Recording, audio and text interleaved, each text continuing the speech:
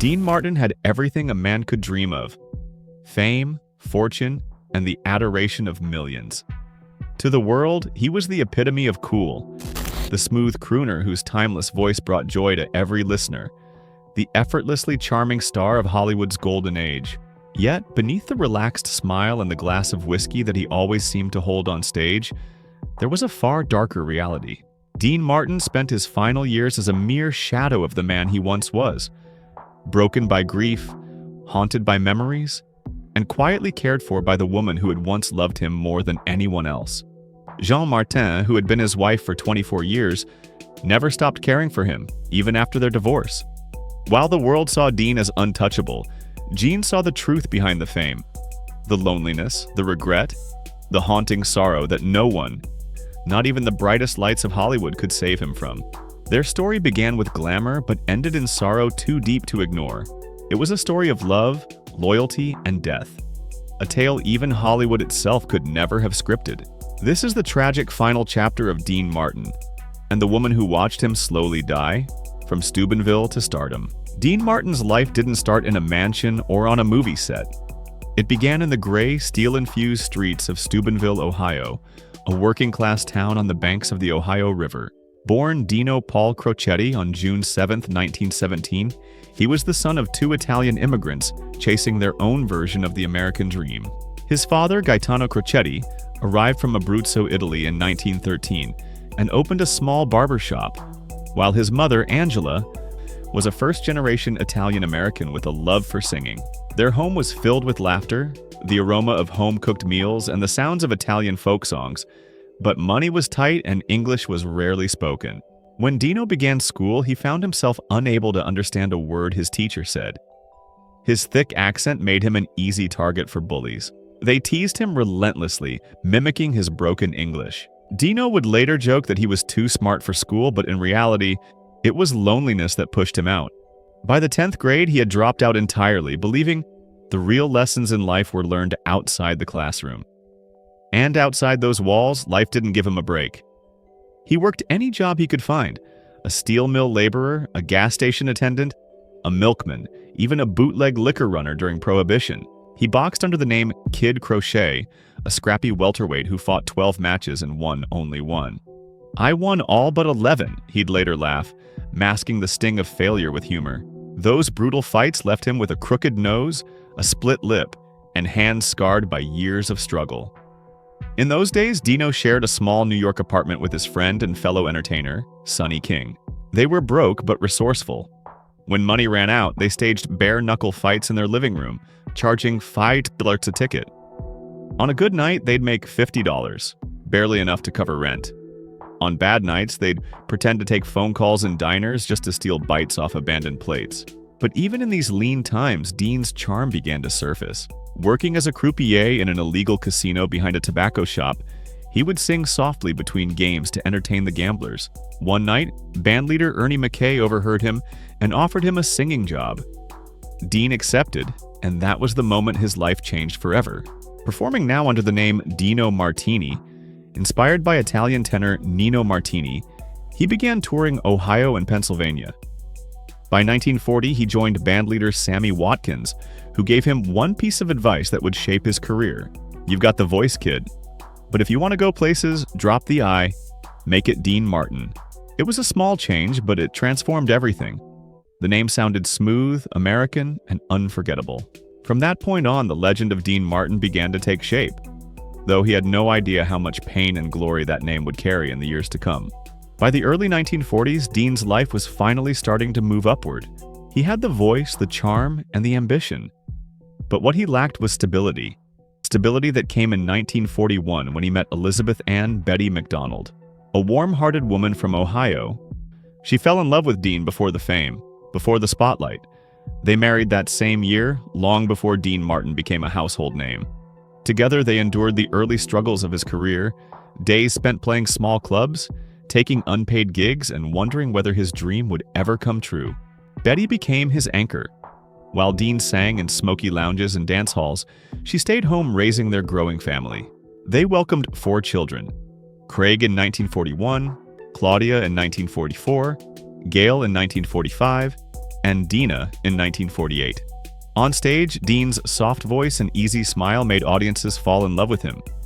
But offstage, he was just a young father trying to make ends meet. He was charming but restless. And as fame began to call, so did the temptations no marriage could easily withstand. As his career soared, so did his infidelities. Betty struggled with severe alcoholism, often disappearing for days or weeks at a time, while Dean found himself surrounded by beautiful women, flashing lights, and endless parties. The rumors of affairs circulated in Hollywood, though the press remained largely silent. Dean's public image, the cool, unruffled gentleman, kept the gossip at bay. But at home, the damage was done. By 1949, their marriage had fallen apart.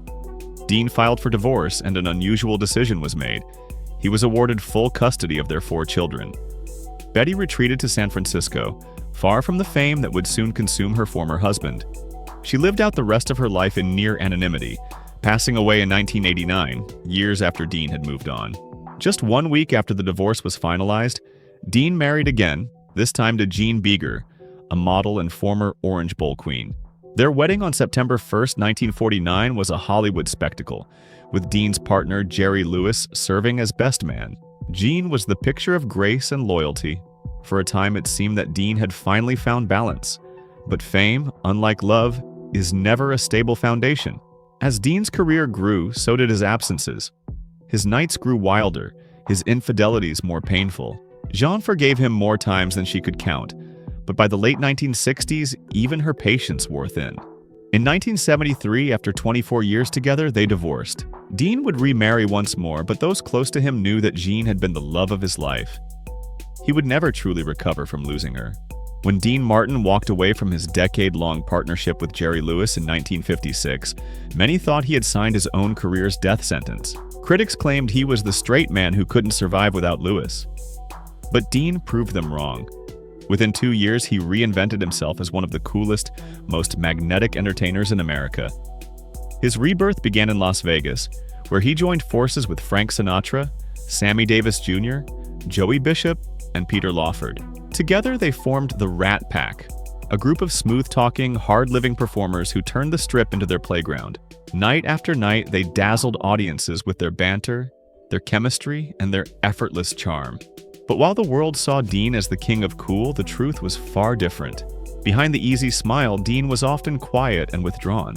His performances in films like Rio Bravo and The Young Lions revealed a depth and vulnerability few had expected. Hollywood had tried to place him in a box, the comic singer, the lounge act, but Dean shattered it, showing he was more than just a pretty voice. Then came The Dean Martin Show in 1965. NBC was desperate to capture his charm on television, but Dean demanded conditions no other star would dare. No rehearsals, 1 filming day a week, and full ownership of the show after its first broadcast. To everyone's surprise, NBC agreed. The result was a massive hit, with 264 episodes and over 40 million weekly viewers. But fame can only fill so much of a man's heart. Dean's success began to feel hollow. The laughter, the applause, it was all fleeting. As the 1970s came to a close, Dean's world and his heart began to dim. Then came the day everything fell apart. March 21st, 1987. Dean Martin's world ended. His son, Dean Paul Martin, a handsome actor, musician, and Air National Guard pilot, died when his F-4C Phantom jet crashed into a California mountain during a snowstorm. Dean Paul was only 35. He had been his father's pride and joy, the golden boy as Dean called him. And the loss shattered him. The search for the wreckage lasted 6 agonizing days. When it ended, Dean withdrew completely. Those who knew him said he was never the same.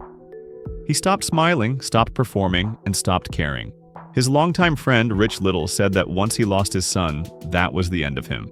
At the time of the crash, Dean was preparing for a grand reunion tour with Sinatra and Sammy Davis Jr. called The Ultimate Event. It was supposed to be a triumphant return of the Rat Pack, but after Dean Paul's death, he couldn't go on. He attended the first few performances, distant, quiet, and broken, but eventually quit mid-tour. Sinatra tried to push him back, but Dean refused. Jean, his ex-wife, rushed to his side. Though they had been divorced for over a decade, she was the only one who could reach him. She stayed close, checking on him constantly.